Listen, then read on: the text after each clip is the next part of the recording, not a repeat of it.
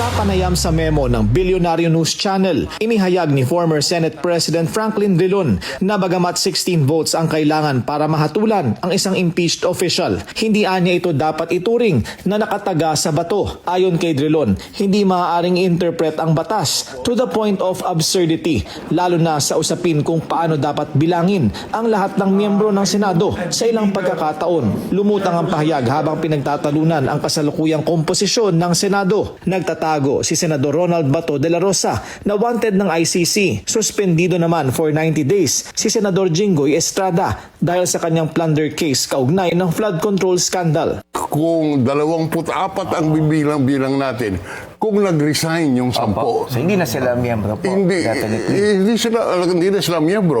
O ilan ang basihan mo ng 2/3? Opo. Ilan? Pero sir, tanong ko po. Tanong kita. Opo. Ilan ba ang anong numero ang pagbabasihan mo kung sa Kung may 24 nag-resign ng 10, namatay, etc. So ang naiiwan, Yung matitira na lang po, yung matitira. So ang 2/3, babasihan mo dun sa natira. Sinabi naman ni House Prosecution Panel spokesperson Zia Alonto Adyong na dapat ituring ang konstitusyon bilang isang living constitution o isang dokumentong naaangkop sa kasalukuyang kalagayan at pangangailangan ng bansa. Should be responsive to the current demand and circumstance ng bansa, no? So sa palagay ko naman, mayroong lumalabas na ngayon na ongoing debate, no?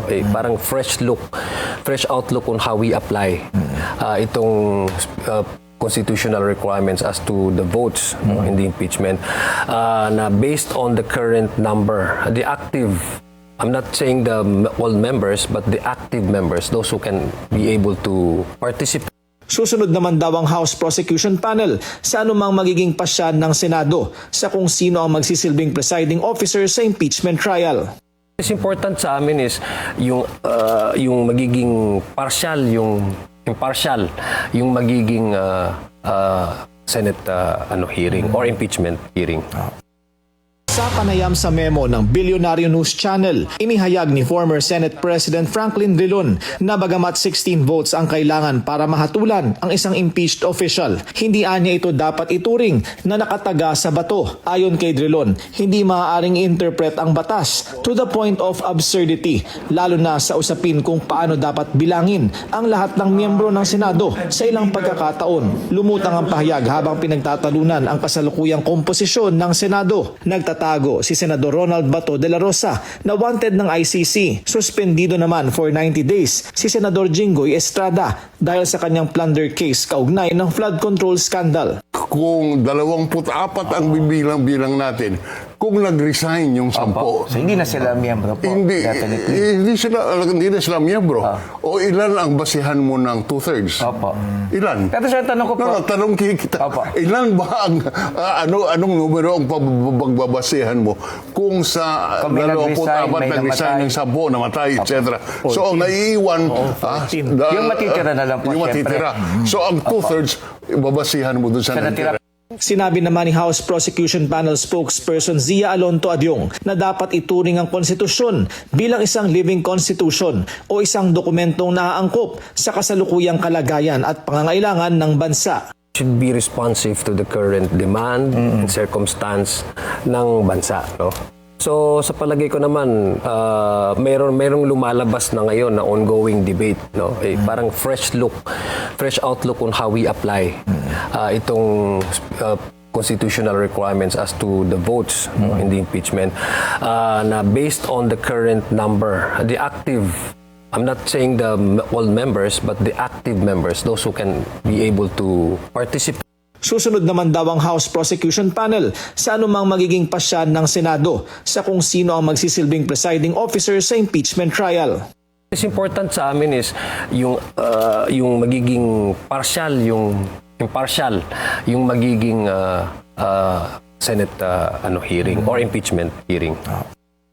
Sa panayam sa memo ng Bilyonaryo News Channel, inihayag ni former Senate President Franklin Drilon na bagamat 16 votes ang kailangan para mahatulan ang isang impeached official, hindi anya ito dapat ituring na nakataga sa bato. Ayon kay Drilon, hindi maaaring interpret ang batas to the point of absurdity, lalo na sa usapin kung paano dapat bilangin ang lahat ng miyembro ng Senado sa ilang pagkakataon. Lumutang ang pahayag habang pinagtatalunan ang kasalukuyang komposisyon ng Senado. Nagtatago si Senador Ronald Bato de la Rosa na wanted ng ICC. Suspendido naman for 90 days si Senador Jinggoy Estrada dahil sa kanyang plunder case kaugnay ng flood control scandal. Kung 24 ang bibilang-bilang natin, kung nag-resign yung 10, So, hindi na sila miyembro po. hindi na sila miyembro.